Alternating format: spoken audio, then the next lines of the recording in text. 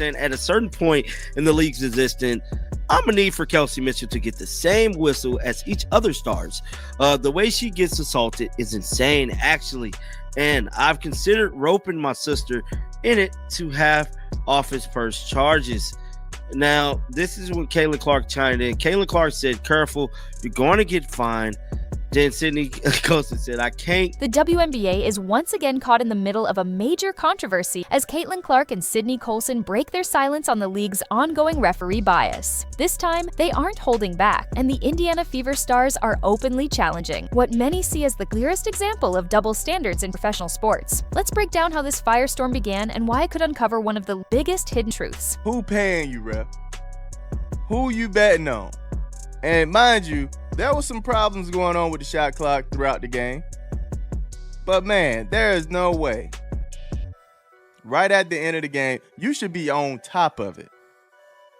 You telling me you're not paying attention to when some hands touch that ball? Come on, man. And then to reward them with the timeout, like, fam, that's crazy work. Look, Caitlin Clark, like, what is going on here? She's like, no. Look,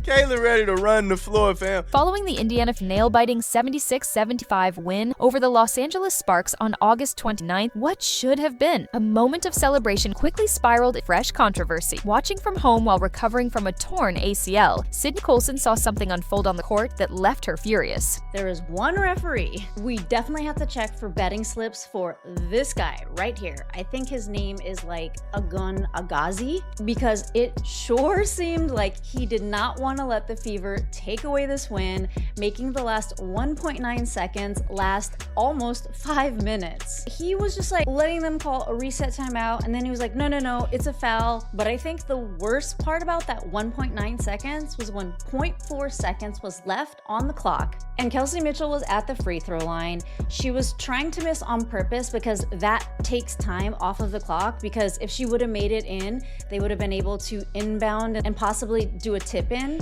But this guy allowed a reset timeout. When do you allow a reset timeout with 0.4 seconds? In the second quarter, Kelsey Mitchell drove hard to the basket when Kelsey Plum grabbed and pulled her with the clear intention of stopping the play. The foul was so blatant that even fans sitting in the nosebleeds couldn't miss it. Oh, there's Leah. You gave them every chance to win.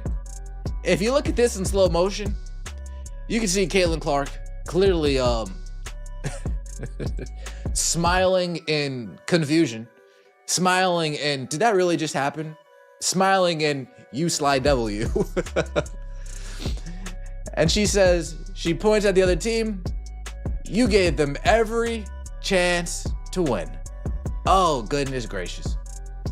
Caitlin Clark, she's chomping at the bits to start talking to these referees during the game, during free throws. Amazingly, the referees let the play go as if they were watching an entirely different game. Mitchell still managed to finish drive with a layup, but the missed call had already done its damage. The Fever bench erupted in frustration, and that's when the situation took an unexpected turn. That's what everybody saw in that game. Like, it didn't really matter what was going on. We all knew what was happening. We all knew what was happening there. And the game was being given. The game was absolutely being given to the Sparks. They were giving the Sparks every single chance possible to go and win that game. Even though realistically, did they deserve to win that game? Hell no. Hell no. They did not.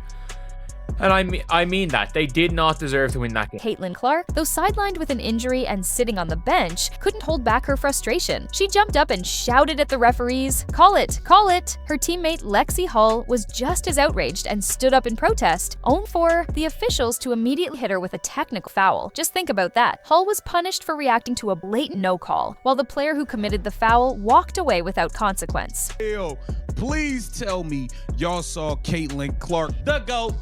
Y'all saw Caitlin Clark crash out on the bald head ref last night. Please tell me y'all saw this.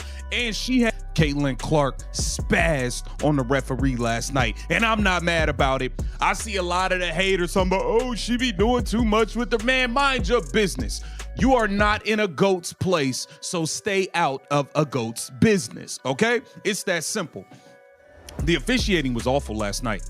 I don't know what was going on in that Los Angeles Sparks Indiana Fever game, but the officiating was flat out. If you're enjoying this, make sure to subscribe. Now, here's where things really got wild. From her living room, Colson finally seen enough. She jumped on social media and dropped a tweet that summed up exactly what fans were already thinking. She wrote that at some point in this league's history, Kelsey Mitchell needs to start getting the same whistle as other stars. She called out how outrageous it is that Mitchell constantly gets hacked, even joking about involving her sister's office to press charges. But make no mistake, this wasn't just an injured player looking for attention. Colson was dead serious about the systematic targeting of Indiana Fever players, and she had no hesitation putting it out there for the world to see. That tweet went viral faster than a Caitlin Clark 3, and soon after, Clark herself jumped into the conversation. But Kelsey Mitchell's whistle last night was horrific.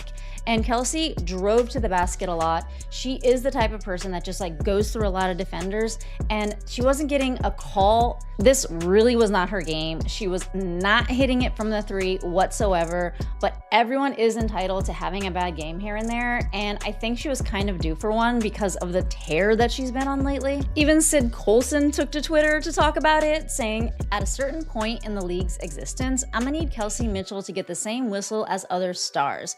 The way she gets assaulted is insane, actually, and I've considered roping my sister in to have her pursue. Clark's reply was quick, sharp, ripping with sarcasm. Careful, you're going to get fined. Just 5 words. Yet they quickly captured everything broken about the WNBA's stance on player criticism. It was a clear jab at the league's hypersensitivity toward anyone who dares to call out questionable officiating. And Clark wasn't speaking blindly. She knew exactly what she was at. Her teammate Sophie Cunningham had already been the league's favorite target, slapped fines again and again for speaking truth about officiating. She's been fined not once, not twice, but 3 separate times. First came a $500 penalty for a TikTok where she lip-synced lyrics mocking referees as stupid and useless. Then came a $1,500 fine for comments on her podcast criticizing referee inconsistency.